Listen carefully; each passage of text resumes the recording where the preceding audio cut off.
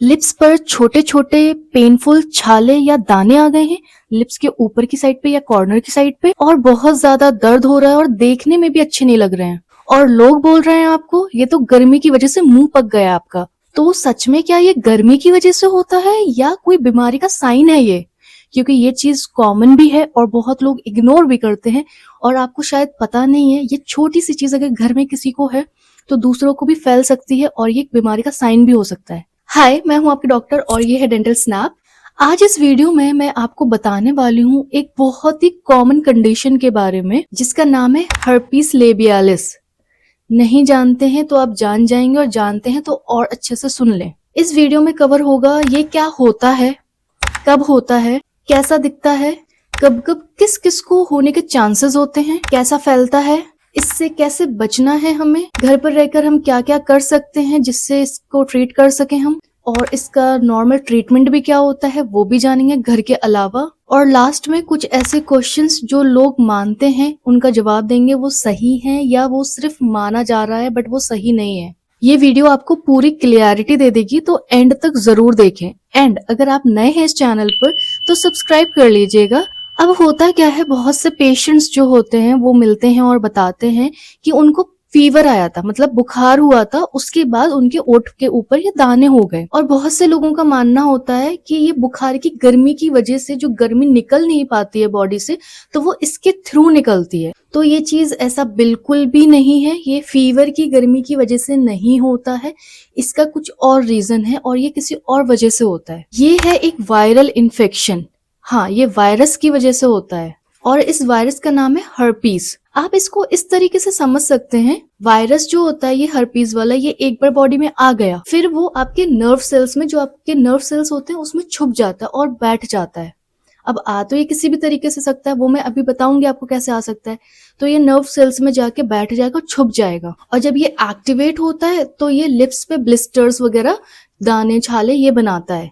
पर ये हमेशा एक्टिव नहीं रहता है, ये कब कब एक्टिव होता है ये भी जानते हैं। और पता है ये इतना कॉमन चीज है, हर 2 से 3 लोगों में से एक को ये हो ही रहा है, मतलब ये फैलती है चीज और लोगों को समझ नहीं आ रहा है। कभी ना कभी लाइफ में हुआ ही होता है उन्हें, या बचपन में या यंग एज पे या ज्यादा एज पे। तो ये इतना कॉमन है बट हम लोग इसको इग्नोर कर देते हैं, बट हम ये नहीं समझते हैं कि इससे हमें क्या क्या दिक्कत होगी आगे। अब बात करते हैं ये वायरस आता कैसे हमारी बॉडी के अंदर। देखो, ये वायरस ऐसे ही पैदा नहीं हो जाता किसी भी बॉडी में, ये वायरस हमेशा कांटेक्ट के थ्रू आता है। मतलब कि जिस टाइम जिस इंसान को है वो, उसका अगर एक्टिव फेज चल रहा है, क्योंकि इसमें और फेजेस होते हैं, अगर एक्टिवली फेज में है वो, अगर आप उससे कांटेक्ट में आएंगे तो ये आपको भी आ जाएगा। बट अगर एक्टिव फॉर्म में नहीं है वो पर्सन तो नहीं आएगा ये। या तो आप उस इंसान से कांटेक्ट में आएंगे या उसकी चीजों से कांटेक्ट में आएंगे, जो पर्सनल यूज की चीजें होती हैं, तो उससे भी ये आपको आ सकता है, सिर्फ एक्टिव फॉर्म में। जैसे कि एग्जांपल, लिप बाम लिपस्टिक वगैरह शेयर करना, अगर किसी को है, एक्टिवली है, अभी दाने हैं, और अगर वो कोई लिप बाम या लिपस्टिक लगा रही है, वही चीज आप लगा लें डायरेक्टली, तो ये फैलने के चांसेस हैं, क्योंकि वो एक्टिव फेज से ही आपको डायरेक्ट आ जाएगा। और सेम ऐसे ही होता है कि एक ही ग्लास से पानी पी लिया, एक ही चम्मच से खा लिया, अगर किसी को है एक्टिवली, तो उससे थोड़ा सा आप चम्मच बर्तन इन सब में थोड़ा सा डिस्टेंस मेंटेन करें, उतने टाइम के लिए, ज्यादा लंबा पीरियड नहीं होता है। और जैसे कि किसी इंसान को है, अगर वो दिखा रहा है आपको, तो टच करके नहीं देखे, बिल्कुल कांटेक्ट नहीं करना है, क्योंकि वायरल इन्फेक्शन है ये, और बॉडी में एक बार आ गया ये बॉडी से जाएगा नहीं। और मोस्टली क्या होता है, ज्यादातर लोग जो होते हैं ना, ये इनको बचपन में ही इन्फेक्शन हो जाता है इस चीज का, इनको पता नहीं चलता है, पर एक्टिव वो हमेशा रहता नहीं इन्फेक्शन। जैसे अगर 10-12 साल का बच्चा, उसको अगर हो गया, जरूरी नहीं कि वो उसी एज में एक्टिव हो, वो बड़ा होगा, 20-22 का होगा तब भी एक्टिव हो सकता है, उस एज में भी हो सकता है। पर मोस्टली क्या होता है कि ये एक्टिव बाद के फेज में होता है। तो जो लेटेंट फेज होता है इसका, जो एक्टिव फेज नहीं होता है, लेटेंट फेज, उसमें ये नर्व सेल्स में छुप के बैठा रहता है आपकी बॉडी के अंदर ही, ये खत्म नहीं होता, ये बॉडी के अंदर ही रहता है। जब एक्टिव फेज आता है तो ये यूं एक्टिव हो जाता है, और एक्टिव होगा तो प्रॉब्लम तो करेगा ही। अब बात करते हैं एक्टिव फेज में ये दिखता कैसा है। इसकी कुछ कुछ स्टेजेस होती हैं। स्टेज 1 जो होती है वो होती है टिंगलिंग फेज। इसके आने से पहले आपको लिप्स एरिया पे, किसी भी कॉर्नर साइड पे या अपर लिप पे आपको ना थोड़ी सी इचिंग सी होने लगेगी, मतलब थोड़ी सी खुजली सी होने लगेगी बिना कुछ दिखे, या हल्की सी बर्निंग होने लगेगी, ऐसा लगेगा हल्का सा गर्म हो रहा है वो एरिया, या हल्का सा जलन जलन सी होगी, बट आपको कुछ दिख नहीं रहा होगा, वो फीलिंग आने लग जाएगी पहले से। तो ये टिंगलिंग फेज होता है और ये ऐसा फील कराता है जैसे वहां पिंपल निकलने वाला है। कभी कभी होता है ना, पिंपल निकलने से पहले थोड़ा सा लगता है, वैसा ये फील कराएगा कि वहां पिंपल निकलने वाला है। दूसरा जो फेज आता है ना, वो होता है ब्लिस्टर फेज। ये सेकंड स्टेज होती है। अब यहाँ पर क्या होता है, टिंगलिंग फेज के बाद अब यहाँ पे हल्की सी रेडनेस दिखना शुरू होगी हमें, हल्का सा वो एरिया रेड दिखना शुरू होगा, पिंक कलर का या रेड कलर का, इतना सा पार्ट वहां पे दिखना शुरू हो जाएगा। हमें तब भी लगेगा पिंपल आने वाला है, इस वजह से ऐसा हो रहा है। फिर क्या होगा, उसी एरिया पे छोटे छोटे से दाने होंगे जो पानी भरे होंगे, मतलब क्लियर, जो एकदम क्लीन होंगे, क्लियर होंगे, ऐसा लगेगा उसमें पानी भरा है, और 4-5 इकट्ठे बहुत छोटे छोटे से इकट्ठे फॉर्म में हो जाएंगे, जैसे अंगूर का गुच्छा होता है वैसे गुच्छे के फॉर्म में यहाँ पे हो जाएंगे। और यही टाइम होता है जो सबसे ज्यादा पेनफुल होता है एंड सबसे ज्यादा एक्टिव फॉर्म होता है। यहीं पर दिक्कत होती है शुरू। अब जो थर्ड स्टेज होती है वो होती है अल्सर फेज। इसमें क्या होता है, जो सारे ब्लिस्टर्स बन जाते हैं ना, इतने सारे, वो फट जाते हैं और एक अल्सर बनाते हैं, एक घाव टाइप का बनाते हैं वहां पे, सब फट के मिलकर। फिर उसके बाद आती है फोर्थ स्टेज, वो होती है क्रस्टिंग फेज। अब क्रस्टिंग फेज में क्या होता है, अब इस जो घाव बना था, जो अल्सर हुआ था, इस पे ब्राउनिश कलर की एक लेयर जमने लगती है, मतलब परत आने लगती है थोड़ी सी कड़क टाइप की। इसके बाद आता है फिफ्थ स्टेज, वो है हीलिंग फेज। अब हीलिंग फेज में क्या होता है, जो ये हार्ड लेयर, ये जो परत बनी थी, ये गिरने लगती है और ये एक्टिवली दूसरों को इन्फेक्ट कर सकती है। इधर पे एक्टिवली फॉर्म में फैल रहा है आपका इन्फेक्शन। तो इस टाइम पे जब से वो ब्लिस्टर्स हुए हैं, तब से हीलिंग फेज तक आपको कांटेक्ट नहीं बनाना है, ना पर्सनल कांटेक्ट बनाना है, ना पर्सनल चीजें यूज करनी, थोड़ा सा डिस्टेंस मेंटेन करना है जिससे आप उस चीज से बचे रहें, क्योंकि हवा में फैल के आपको नहीं होगा, पर ये कांटेक्ट से जरूर होगा। तो टोटल जो टाइम पीरियड होता है स्टार्टिंग से हीलिंग फेज का, ये 7 से 10 दिन एक नॉर्मल टाइम पीरियड होता है, इतने में एक्टिव फॉर्म में रहता है। इसके बाद वो वापस से अपने लेटेंट फेज में चला जाता है, चुपचाप बॉडी के अंदर बैठ जाता है, तब नहीं फैलता है। ये सिर्फ 7 से 10 दिन वाला जो फेज होता है, ये उसमें ही दिक्कत है। अब जानते हैं ये एक्टिव हो क्यों रहा है बॉडी में, चुपचाप बैठे ना, जो अगर बैठा हुआ है लेटेंट फेज में, इसको एक्टिव क्यों होना है?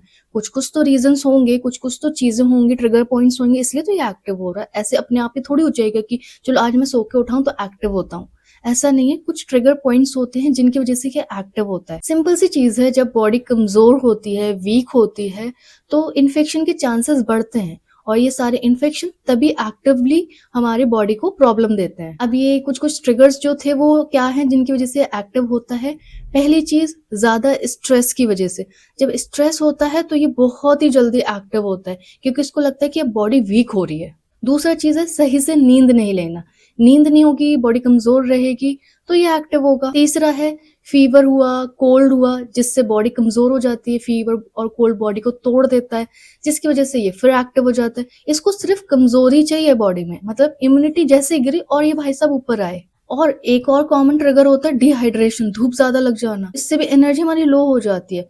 तो भी एक ये रीजन होता है, इसलिए हाइड्रेशन बहुत इंपॉर्टेंट होती है, हमेशा लोग बोलते हैं। पर हम लोग सोचते हैं हर कोई तो बोल रहा है पानी पियो पानी पियो, पर इसका रोल है बॉडी पे। अब नेक्स्ट जो ट्रिगर पॉइंट होता है वो होता है लिप्स का ज्यादा ड्राई रहना।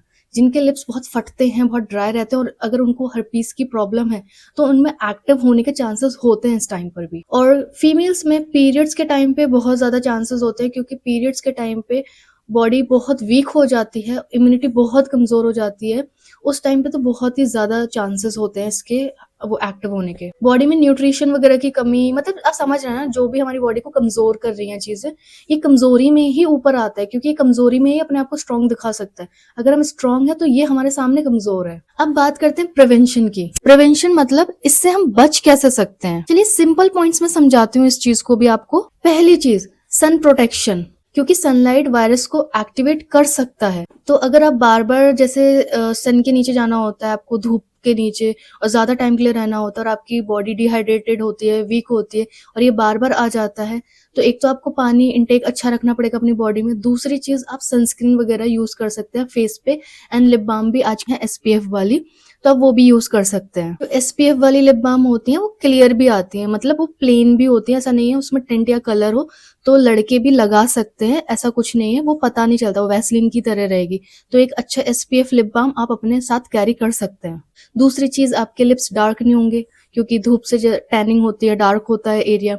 तो वो भी आपका बच ही रहा है, तो फायदा तो आप ही का ही हो रहा है इस पे। जब भी आपके लिप्स ड्राई हो रहे हैं, ट्राई करिए लिप्स को आप मॉइस्चराइज ही रखें हमेशा, तो ज्यादा अच्छा रहेगा। और अगर जैसे आप दिन में नहीं लगाते हैं, आदत नहीं है, तो रात में सोने से पहले कुछ भी आप लिप बाम मॉइस्चराइजर कुछ भी लगा के सो सकते हैं। अब नेक्स्ट जो चीज है कंट्रोल करने की, वो है स्ट्रेस को कंट्रोल करें, क्योंकि स्ट्रेस से बॉडी हमारी वीक हो जाती है, इम्यूनिटी कम होती है, वायरस को एक्टिवेट होने के लिए सबसे बेस्ट टाइम मिलता है। मतलब इससे ज्यादा बेस्ट टाइम क्या ही होगा उसके लिए।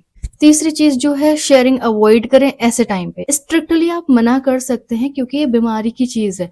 अब ऐसा नहीं है कि उसको बुरा लग जाएगा, आप मना कर देंगे, आपको अपनी दोस्ती बचानी है, रिश्तेदारी बचानी है, नहीं, साफ साफ मना कर सकते हैं कि आप अभी 7 से 10 दिन मत यूज करो, फिर कर लेना, मैं मना नहीं कर रहा हूँ या कर रही हूँ। और हाँ, एक चीज बहुत इंपॉर्टेंट, अगर जैसे आपको एक्टिव फॉर्म में है और आप जो भी लिप बाम या कुछ भी लगा रहे हैं, तो अगर आप एक्टिव फॉर्म में लगा रहे हैं तो उसको एक्टिव फॉर्म के बाद कंटिन्यू नहीं करें, क्योंकि उससे आपको ही दिक्कत होगी। वो चीजें जैसे कुछ लिप बाम हो गया, कुछ हो गया, थोड़ा सा निकाल के अलग रख लो, उतने दिन उस चीज को वहां से लगाओ। आप अपना पर्सनल चीज को खराब मत करो जो आप हमेशा यूज करते हो, क्योंकि कपड़े हैं या हैंकी है, ये सब चीजें तो आप धो सकते हो, लिप बाम वगैरह कैसे धोगे? तो इन चीजों को थोड़ा सा मैनेज कर लो, जैसे मैंने पहले भी बताया पर्सनल चीजों में। अब जैसे लिप बाम, लिपस्टिक, ये सब तो इतना सुन लिया, आप समझ गए। जैसे स्पून हो गया, चम्मच हो गया, ग्लास हो गया, प्लेट हो गया, रेजर्स हो गए, अपना ग्लास का स्ट्रॉ हो गया, तो ये सारी चीजों को भी दूर रखना शुरू करो उतने दिन के लिए। क्योंकि सुना है हमने शेयरिंग इज केयरिंग, पर हमेशा शेयरिंग इज केयरिंग नहीं होती है, कभी कभी वो चीज केयर के लिए नहीं हो पाती है, उससे हम और गड़बड़ कर देते हैं। एंड वैसे पता है, ये एक्टिव फॉर्म या बीमारी है इस वजह से ही नहीं, आप वैसे भी हैबिट डालें ना, किसी को आप शेयर करें अपनी पर्सनल चीजें, ना किसी की आप पर्सनल चीजें लेके यूज करें, ये एक हैबिट ही डाल लें। चलो ये तो हम एक हर पीस की बात कर रहे हैं, पर हमें नहीं पता हम किसी से अगर कुछ चीज ले रहे हैं यूज करने के लिए, उसको क्या बीमारी होगी। हर कोई अपनी चीजें बताता नहीं है पब्लिकली, तो ये चीज अपनी खुद की एक हैबिट में ही ले आए तो ज्यादा ही अच्छा मेरे ख्याल से। तो बस एक छोटा सा रूल है, ना शेयर करना ना यूज करना है, हेल्दी रहना है, फिट रहना है। और जो नेक्स्ट है प्रॉपर स्लीप, अगर आप अच्छे से सोएंगे, अच्छे से नींद लेंगे 7-8 घंटे की, अगर 7-8 घंटे की भी नहीं ले पा रहे हैं तो 6 से 7 घंटे की तो लें। 6 से कम घंटे की नींद से कोई मतलब नहीं है। और अब ये भी मत कर देना 7 घंटे के चक्कर में 4 घंटे मैं रात में सो लूंगा, 3 घंटे में दिन में सो लूंगा तो हो जाएगी नींद पूरी। नहीं, ये टुकड़े टुकड़े की नींद नहीं होती है, एक बार में लॉन्ग स्ट्रेच में नींद लें 7 घंटे की बढ़िया सी, उससे आपकी बॉडी बहुत अच्छी रहेगी और एक हेल्दी लाइफस्टाइल मेंटेन रहेगी। और फिर सबको ही पता है हेल्दी डाइट तो करनी ही है। अच्छा खाएंगे, अच्छा आपकी बॉडी पे रहेगा, अच्छा दिखेगा आपके शरीर पे, तो इससे बीमारियां भी दूर रहेंगी। और अगर बीमारियां हो भी गई हैं तो वो उतनी ज्यादा इफेक्ट कर नहीं पाएंगे आपको। तो हेल्दी डाइट बहुत इंपॉर्टेंट है। अब कुछ होम रेमेडीज की बात कर लेते हैं कि अगर हमें हो गया है हर्पीस, तो हम उस टाइम पे घर पे क्या कर सकते हैं इसको थोड़ा सा ठीक करने के लिए, अगर हम डॉक्टर के पास नहीं जा पा रहे हैं। तो फिर हम इसमें ना बर्फ या आइस जो बोलते हैं ना, वो लगा सकते हैं। मतलब कैसे करना है, कपड़े में डायरेक्ट नहीं लगाना है, कोई भी हैंकी लेना है, कपड़ा लेना है, उसमें लेकर उससे थोड़ी सी सिकाई करनी है बस। ठीक है, ऐसे नहीं लगा के छोड़ दिया, वो रखा ही हुआ है वहां पे, नहीं, थोड़ी सी सिकाई करनी। इससे क्या होता है, एक तो बर्निंग थोड़ी कम होगी, रेडनेस कम होगी, थोड़ा सा रिलीफ मिलेगा, क्योंकि बहुत पेनफुल और बर्निंग टाइप का पेन होता है इसमें, ठीक है, जलन जैसा। तो उससे थोड़ा सा आपको रिलीफ मिलेगा, सही नहीं हो जाएगा, रिलीफ मिलेगा। और उसके बाद आप सूदिंग इफेक्ट के लिए एलोवेरा जेल लगा सकते हैं वहां पे, उससे भी कूलिंग इफेक्ट मिलता है। अब आइस तो पूरे टाइम लगा के रख नहीं सकते हैं, तो आप एलोवेरा जेल लगा के छोड़ सकते हैं काफी टाइम के लिए, तो उससे वो होता है ना, कूलिंग कूलिंग सा लगता है, तो अच्छा लगता है। इसके अलावा इसमें अगर दवाइयों की बात करें तो बहुत से लोग बोलते हैं मुझे इन्फेक्शन हुआ था, मैंने एंटीबायोटिक खाना शुरू कर दी, पर तब भी कुछ नहीं हुआ। तो ये एंटीबायोटिक मतलब इसमें काम क्यों करेगी?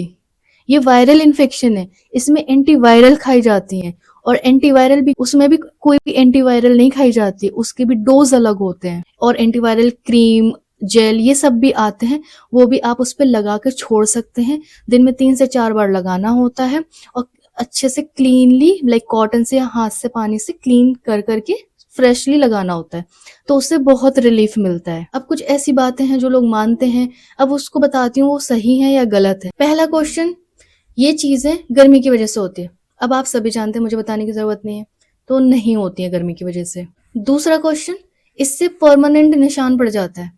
ऐसा कुछ नहीं होता है। अभी हमने जाना एक्टिव फेज और लेटेंट फेज। एक्टिव फेज 7 से 10 दिन के लिए होता है, वो सिर्फ उतने दिन रहता है, फिर गायब, वो वायरस भी गायब और वो जो एरिया था जो डार्क हुआ था वो भी गायब, कोई निशान नहीं पड़ता है। तीसरा क्वेश्चन, ये सिर्फ अडल्ट्स को होता है, जो बड़े लोग होते हैं उनको होता है, बच्चों को नहीं होता है। अभी हमने क्या जाना वीडियो में, ये बचपन में भी हो सकता है, ये बड़ों को भी हो सकता है, ये बचपन में हो गया पर सिम्टम नहीं आया, पर बड़े में सिम्टम आ रहे हैं, तो ये बच्चों को भी हो सकता है, सिर्फ बड़ों की चीज नहीं है। Fourth question, lipstick lip balm share करने से क्यों होगा? सब जानते हैं, अब मुझे एक्सप्लेन करने की जरूरत नहीं है। और फिफ्थ क्वेश्चन, जो तो बहुत ही इंपॉर्टेंट है शायद, ये परमानेंटली खत्म हो सकता है अगर हम दवाई खा लें? तो इसका आंसर है नहीं, ये आपकी बॉडी में हमेशा है, जिंदगी भर। ये बहुत ही अजीब लगेगा आपको सुन के, बट ये रियलिटी है। अगर एक बार हर्पीस इन्फेक्शन हुआ है तो वो लाइफ टाइम के लिए हुआ है, वो हमेशा जिंदगी भर रहेगा। अब वो नहीं खत्म हो सकता, कोई भी दवाई खा लें, कुछ भी कर लें, बस ये है कि आप उसको कंट्रोल में रख सकते हैं अच्छी लाइफस्टाइल, हेल्दी चीजों से, जिससे वो एक्टिवेट ना हो। बस यही होता है, एक्टिवेट होने से रोक सकते हैं उससे। जब बॉडी कमजोर होती है तो एक्टिवेट होता है, बट आप उसको रोक सकते हैं, पर खत्म नहीं हो सकता है। तो अगर आपसे कोई बोल रहा है कि ये दवाई खा लो खत्म हो जाएगा, सिर्फ कंट्रोल होता है। अब नेक्स्ट क्वेश्चन, क्या ये कैंसर है? कैंसर का साइन है क्या? इसके बाद कैंसर हो सकता है हमें? ये यहाँ पे हो रहा है, हमने बहुत से लोगों को देखा कैंसर हो जाता है यहाँ पे, तो क्या ये हमें कैंसर हो रहा है? कैंसर कैसे हो जाए? कैंसर नहीं है ये, इन्फेक्शन भी होते हैं ना, नॉर्मल चीजें, हर चीज कैंसर नहीं बन जाती है। गूगल बाबा को छोड़ो, आप गूगल पे जो सर्च करते हो ना, ये ऐसा हो गया तो ये क्या हो रहा है मुझे, और वो बताते हैं आपको, आपको कैंसर हो गया है डायरेक्ट, क्योंकि उनको पता है आपको डराना है बस। ठीक है, कैंसर वैंसर नहीं है ये एक वायरल छोटा नॉर्मल इन्फेक्शन है जो लाइफ टाइम बॉडी में रहता है, जिसे हम कंट्रोल कर सकते हैं, वो हमारे हाथ में कंट्रोल करना। कैंसर जो होता है उसके जो साइन एंड सिम्टम्स होते हैं वो बहुत अलग होते हैं। उस पे कोई और मैं वीडियो बनाऊंगी जिसमें प्रॉपर मैं कैंसर के बारे में आपको बताऊंगी, क्योंकि मैंने कैंसर की पढ़ाई की है काफी साल, तो मैं आपको बहुत अच्छे से समझा सकूंगी कि ये कैसा दिखता है, क्या इनिशियल स्टेज होती है। तो फिक्र मत करें, मैं हूं आपके लिए। अब नेक्स्ट क्वेश्चन है, क्या इसको मेकअप लगा के छुपा सकते हैं? सेफ है क्या ये? तो देखो, एक्टिव फेज में ट्राई करो, मत करो मेकअप उसके ऊपर, उसको मत छेड़ो, क्योंकि उसको अपने आप हील होने दो, वो जल्दी हील हो जाएगा। बट आप उस पर कुछ लगाएंगे, उसको बार बार टच करेंगे, छेड़ेंगे, तो वो ज्यादा टाइम लेगा, ज्यादा दिन लेगा हील होने में। तो मत छेड़ो, कोई मेकअप की जरूरत नहीं है, ठीक है, सब कुछ चीजें होती हैं। और नेक्स्ट क्वेश्चन है, क्या ये भी पिंपल टाइप ही चीज है क्या? नहीं, पिंपल बहुत अलग चीज है और ये वायरल इन्फेक्शन बहुत ही ज्यादा अलग चीज है, दोनों में काफी डिफरेंस है। कोल्ड सोर्स देखो कॉमन भी है और इनकी जानकारी लोगों तक सही नहीं है, तो सही जानकारी बहुत इंपॉर्टेंट होती है, और ऑथेंटिक वे में और स्टडीज के थ्रू जानना बहुत इंपॉर्टेंट होता है कि क्या सही चीजें क्या नहीं है। तो इसके थ्रू आपको बेसिक आइडिया तो हो ही गया है चीजों का। और अगर आपको ये वीडियो पसंद आई हो तो प्लीज सब्सक्राइब करें मेरे चैनल को, वीडियो को लाइक करें। तब तक ख्याल रखें, खुश रहें और हेल्दी रहें। बाय।